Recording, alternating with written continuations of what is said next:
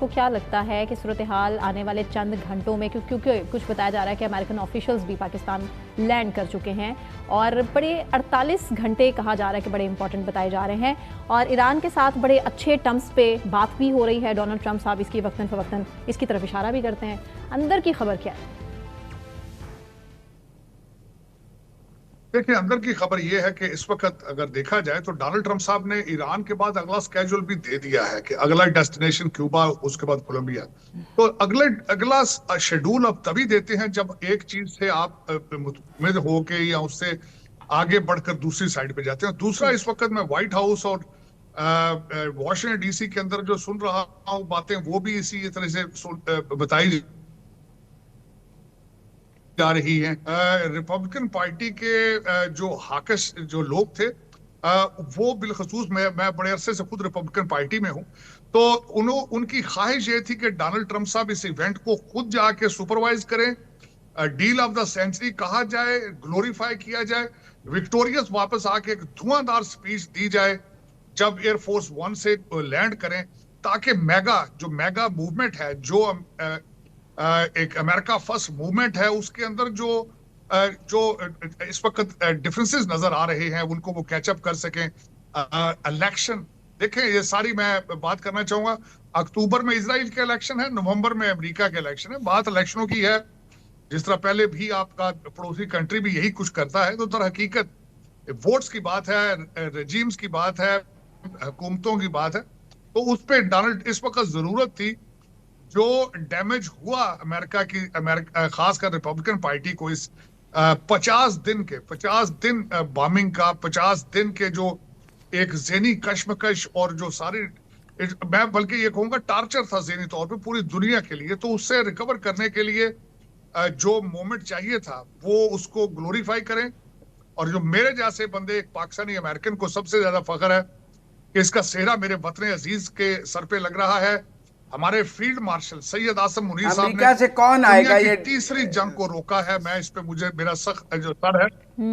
साजिद तार साहब, अमेरिका से कौन आएगा? जेडी वैंस देखिए, इसमें मुजम्मल भाई, मैं ये या डोनाल्ड ट्रंप? अमेरिका से सदर ट्रंप आएंगे, सदर ट्रंप आएंगे। मुझे इसकी तैयारियों का पहले ही अंदाजा था कि 400 से ज्यादा अमेरिकन जर्नलिस्ट जो वीजा अप्लाई कर चुके हैं, और जो दौरे थे हमारे फील्ड मार्शल साहब के, हमारे वजीर आजम के, इनविटेशंस थी। 10 से ज्यादा कंट्रीज जो सदूर हैं वो कमिट कर चुके हैं, बल्कि इससे ज्यादा भी लोग आ सकते हैं। तो मेरे ख्याल में जो मैं देख रहा था कि पूरी दुनिया को जिस तरीके से एंगेज किया जा रहा था, वो जेडी वैंस साहब के लिए नहीं किया जा रहा था। वो सारी तैयारी जो थी वो सदर ट्रंप के लिए थी। प्रेसिडेंट ट्रंप आएंगे और वो इस डील को खुद सुपरवाइज करेंगे। This will be the deal of the century इस रीजन के लिए, बिलखसूस पाकिस्तान का। सबसे ज्यादा फायदा जिसको होगा मेरी नजर में, वो मुजम्मल भाई पाकिस्तान को होगा। सस्ता पेट्रोल मिलेगा, आपकी जो गैस पाइपलाइन बनेगी, और दूसरा सबसे बड़ा फायदा ये होगा कि BLA जो ऑक्सीजन लेती थी वहां से, चाबहार से, भारत से, वो ऑक्सीजन बंद होगी, बलूचिस्तान पुरअमन होगा। अच्छा, नहीं, आप कह रहे हैं कि 400 से ज्यादा अमेरिकन जर्नलिस्टों ने वीजे ले लिए हैं पाकिस्तान के, और डोनाल्ड ट्रंप साहब के आने की तैयारी है। कुछ स्केड्यूल का अंदाजा है? आप कब देख रहे हैं ये डील साइनिंग? क्योंकि इस्लामाबाद तो बंद किया जा रहा है, वहाँ रेड जोन को बंद किया गया है, होटल खाली करा लिए गए हैं, लेकिन तारीख का किसी को कोई पता नहीं कब किस दिन है। तारीख को कोई पता नहीं। देखें, जो CNN, जो दूसरे अमेरिकन जरीदे जो उसको फोरकास्ट कर रहे हैं, मंडे, ट्यूसडे, वेडनेसडे, अगले 3 दिनों के अंदर अल्टीमेटली सिक्योरिटी इशू है कि किस तरीके से क्या होगा। जहां तक मेरा ख्याल है कि टीम पहले आके डायलॉग शुरू कर देगी, और जो माइनर हिकअप्स हैं उसको दूर किया जाएगा, और फाइनल डोनाल्ड ट्रंप साहब आएंगे। मेरा ख्याल है डोनाल्ड ट्रंप साहब मे स्टे ओवरनाइट, 1 या 2 दिन मैक्सिमम यहाँ पे रहें, डील साइन करके तो वापस जाएं। तो पहले जेडी वैंस आएंगे, सदर आएंगे, दूसरे सदूर भी आएंगे। पहले मुज़ाकरात करने के लिए जेडी वैंस। देखिए,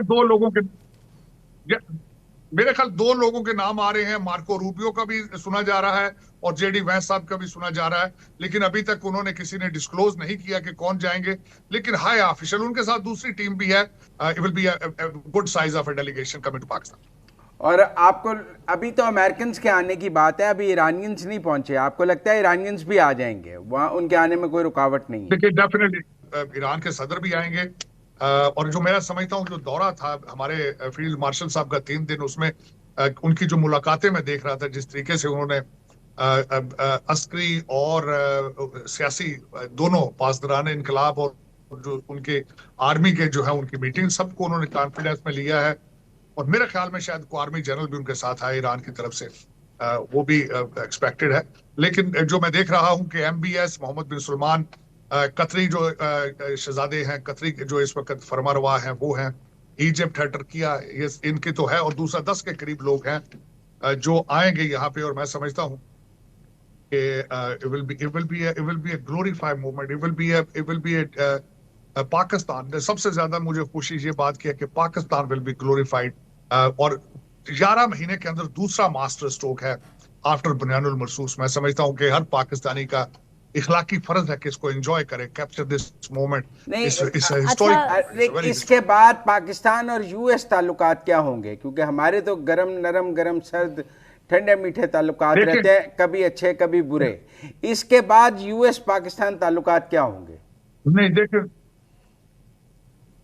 देखिए एक तो पुरानी हिस्ट्री है ताल्लुकात की 1950 से। अब मैं आगे बताना चाहूंगा कि पाकिस्तान के क्या फवायद, मैंने ईरान के बारे में कहा, लेकिन पाकिस्तान मेरे ख्याल में जो हमारे फील्ड मार्शल साहब ने डिफेंस को, अपनी विक्ट्री को, बुनियानुल मरसूस को जिस तरीके से मार्केट किया है, इस टूल को बाहर लेके निकले हैं। थंडर तैयारा बिकेगा अमेरिका की मर्जी के साथ।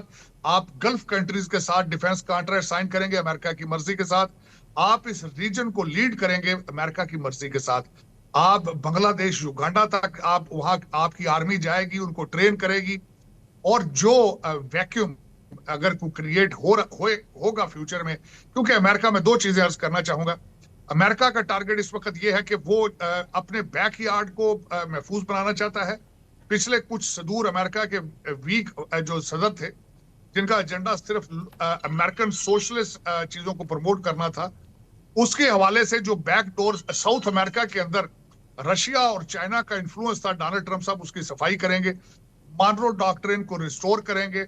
और उसके बाद जो एक वैक्यूम उसकी वजह से आएगा, तो जो गल्फ से और नेटो में जो चीजें होंगी, मेरा ख्याल पाकिस्तान उस गैप को फिल करेगा with the help of Egypt, Türkiye, Saudi Arabia. तो मेरे ख्याल में जो डिफेंस का टूल है आपकी आर्मी, पाक आर्मी, जो कि बैटल हार्डन है, जो कि हमेशा हालत जंग में रही है, भारत की वजह से, अफगानिस्तान की वजह से, तालिबान की वजह से, वो अपनी एक्सपर्टीज ऑफर करेंगे गल्फ कंट्रीज को। आपकी प्रोडक्ट भी वहां जाएगी और आपकी पाक फोर्सेस भी जाएंगे for training purposes, for defence purposes, और इसमें प्रॉस्पेरिटी आएगी पाकिस्तान के अंदर। आपके हुनरमंद जाएंगे, आपकी लेबर जाएगी, ईरान के अंदर जाएगी और दूसरे मुल्क। और इस वक्त देखिए जिस तरह पाकिस्तान के सबज पासपोर्ट की, इस मुआहदे के बाद आपको ईरान अमेरिका ताल्लुकात कहाँ नजर आते हैं? क्या दोनों मुल्कों के सफारती ताल्लुकात कायम हो जाएंगे इस मुआहदे के बाद? दोनों ममालिक आपस में ट्रेड कर रहे होंगे, या आपके ख्याल में एक टेंशन ईरान अमेरिका रहेगी, सर्द जंग रहेगी? नहीं, मेरे ख्याल में एक माइंड सेट चेंज होगा अमेरिका की तरफ से। उसका मैं साथ प्रूफ ये देना चाहूंगा। डोनाल्ड ट्रंप साहब ने तकरीबन 1 हफ्ता 10 दिन पहले ट्वीट करके उसमें आबादगी जाहिर की थी कि we are ready to rebuild Iran. हम ईरान में जाके रिकंस्ट्रक्शन में हिस्सा लेना चाहते हैं, और उसमें उनका फायदा फाइनेंशियल भी है, दोनों पार्टीज का फायदा है। अमेरिकन यहाँ से पैसे बनाएंगे, ईरान को एक्सपर्टीज मिलेंगी, दोनों कंट्रीज मजीद करीब आएंगे। जो मैं देख रहा हूँ मुजम्मल भाई, अगले वाले 5 साल, एक तो ईरान का खास किस्म का क्रूड ऑयल है जो बड़ा प्रॉफिटेबल है। बिल्कुल they will become a regional, the most prosperous country in the region. आपको शाह ईरान के दौर में जिस तरीके से प्रॉस्पेरिटी नजर आती थी, वो बिल्कुल एब्सोल्युटली नजर आएगी वहां पे सड़कों पे। और ईरान 6000 साल पुरानी सिविलाइजेशन है, वेरी इंटेलिजेंट पीपल।